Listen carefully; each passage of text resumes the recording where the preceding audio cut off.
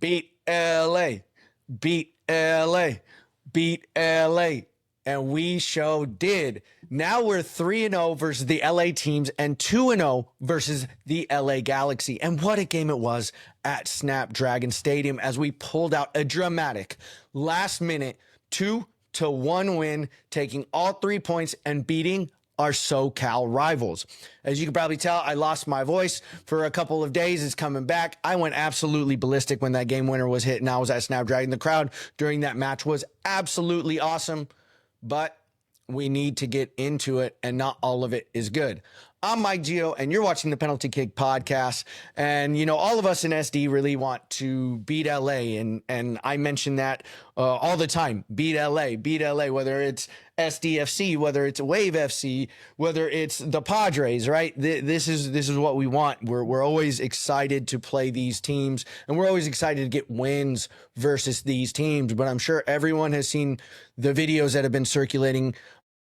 We want to beat LA on the pitch, on the mound, on the field, but we don't want to beat each other up. And we obviously saw the videos that showed the fights that were happening in the second level stands, and it's just not a good look. And I said in the pregame episode, I want to whoop LA. And again, that's on the field.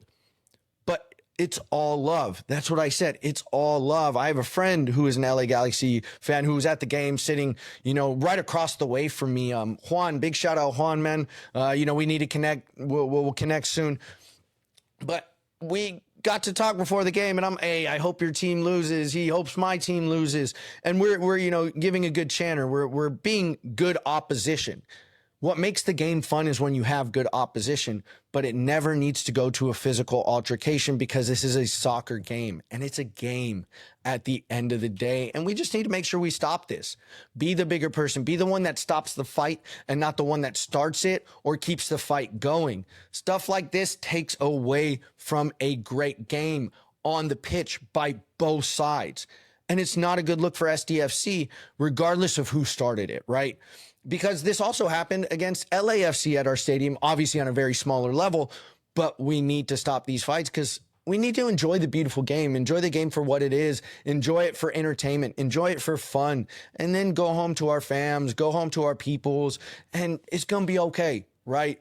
Beat LA all day, but at the end of the day, it is all love from here. So just want to make that announcement like, hey, SDFC, we need to stop doing this. And I know maybe we're getting egged on and all these other storylines, but again, it's happened multiple times and we need to stop it because whose stadium is it in? It's in our stadium. So we're going to get the bad rep. And I don't want us to get a bad rep. We're great fans, right? We're great fans. But, you know, again, who knows who started it? Let's end it. Let's end it instead of thinking, you know, it's starting it, and let's end it the cordial way, man. Like, just not worth it. Not worth it. But enough of that. Let's get into the game because the game was absolutely phenomenal. Both sides fought their tails off. They came out with the intensity. They had emotions. Things were chippy. The intensity, the emotions were running high during the game in the stands, in the stadium, but you could also see it on the pitch.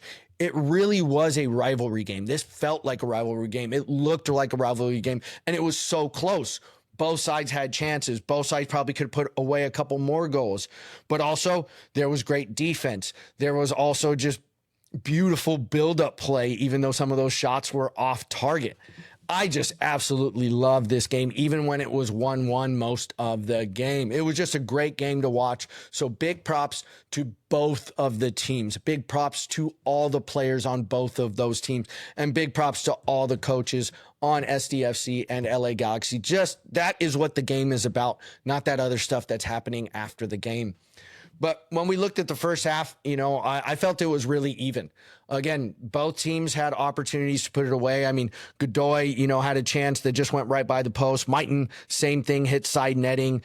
Luca De La Torre kind of, you know, bouncing ball, hits his shin, goes, you know, just wide of the post as well. So there was chances, but also LA Galaxy had chances to put stuff away, and they were just, you know, shooting it over the bar just a little bit. The breakthrough came for the LA Galaxy, and, you know, I was a little worried. I was worried that they just stole the momentum, that they took the game, that they could maybe change their strategy because the goal that they got was 5 minutes away from halftime.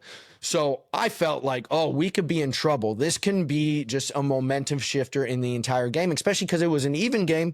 And then you go into the locker room down 1-0, that can deflate sales.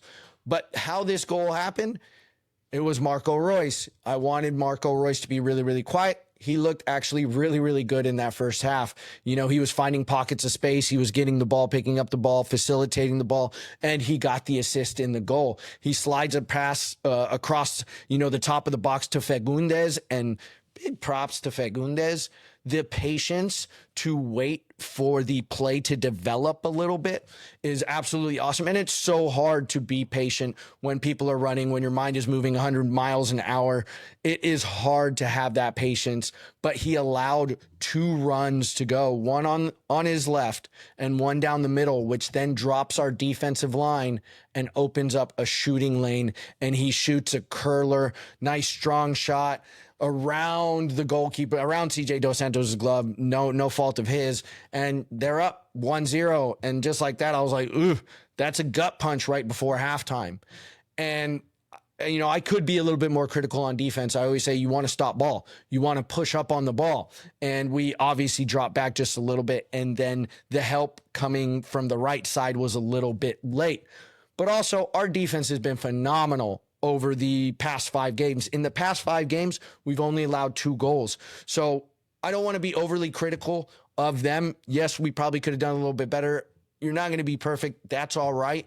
But again, the rest of the game, we were awesome. We had 5 blocks. Blocks were a huge problem for us early on in the season, and now we're getting in front of balls. So again, big props to the defense over the last 5 games, but probably could have pressed up on the ball just a little bit more.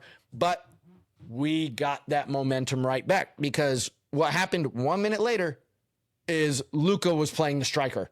And we'll get into that in a second. But, Willie passes to Yepe. Yepe sees open space in front of him. Luka makes a diagonal run into that open space. Yepe obviously finds him, passes the ball early, which was awesome.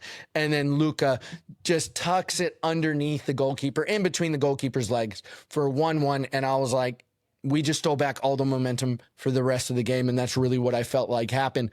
But I want to go to the positioning. The positioning was really interesting to watch on this play, and this shows you the freedom that Luca De La Torre has on this team, which I absolutely love. I think he thrives in that role, and he showed up all over tape today, so big game by Luca today, and probably could have had another goal. But Dreer dropped into the midfield kind of as a holding striker, right? So he drops. There was space up top. Luka was walking into that space. So he kind of, again, took up the striker positioning, even though obviously he's not a striker role. But once he saw Willie pass the ball to Yepe, you can see him look up and be like, oh, there's open space. Let me go run. And he didn't hesitate. He ran into the open space, and then the rest is history. Just love the positioning, love the movement, love the little intricate play. And it doesn't happen just on sprints. Again, you can find space, find pockets, but you need to know when to make your runs. And that was absolutely phenomenal. Got us back in the game. And I was like, second half, going to be absolutely ours, because I think LA Galaxy really needed that lead going into halftime, and to take it back with only 1 minute after they scored, I think that was phenomenal. But for, how good we were, or even how dominant we were in the second half, and I thought we were more dominant in the second than the first, we obviously couldn't break the deadlock. We didn't have any shots on goal until El Chucky Lozano, with the clutch moment of the day. And it all started with the clearance. Our defense clears the ball. Then a defender for LA Galaxy kind of whiffs on his kick of that clearance, and Dreer just picks up that ball, runs down the wing, but is so patient, because he stops, allows Iloski, and Iloski deserves tons of props for this run. Iloski kind of goes from center to near post, makes that run. 2 Galaxy defenders go towards him, and Chucky drifts kind of in the back and is a little bit sneaky, and then comes back towards middle of goal when Dreer puts it on an absolute plate. Chucky heads it home for the last minute winner. And it was absolute pandemonium. Absolute pandemonium in that stadium. You're high-fiving, your friends, your peeps, but you're also high-fiving people you don't even know. It was just absolutely crazy. And obviously it was a rivalry game. It was obviously Beat LA game. So to do that in the final minute is insane. And my voice is still struggling after that game, but what an amazing game it was. And now we're in second place. We're solid second. We're only 4 points off of Vancouver, which is the top team in the West. They do have a game in hand, so we'll need to see what transpires from that game in Vancouver to see, if we're a little bit more behind, or hey, if they lose the game and we're only 4 points behind, we're getting close to that top of the table. But in only 2 more days, we go to Seattle to play the Sounders, and Seattle is the number 5 team in the West. And our schedule really does get pretty tough over this next 4 weeks, about month-ish stretch, because we have a game against the number 5 team in the West, Seattle, then Austin FC. And Austin FC obviously beat us in our first matchup, so we're going to want to get some get back. Then we take a little bit of break and play. We have a 2-week break and play, which is kind of difficult sometimes to manage the rhythm of the team, manage that momentum maybe that's lost because of that break. But hopefully it serves to rest legs and hopefully give us some time to breathe. But after that, we play the number 3 team in the West, Minnesota, who's only 1 point behind us. And after that game, we go against the number 1 team in the West, Vancouver. So we are going to go through a gauntlet of games coming up, which is absolutely exciting. You want to be one of the top teams in the league, and you want to play other top teams in the league to test your mettle before the playoffs. So let's get these wins. Let's continue to climb that table. Can we get to that number 1 spot? Let's make it happen. Let's get it, SDFC. I'm Mike Geo with the Penalty Kick Podcast. I'll see y'all on the next episode.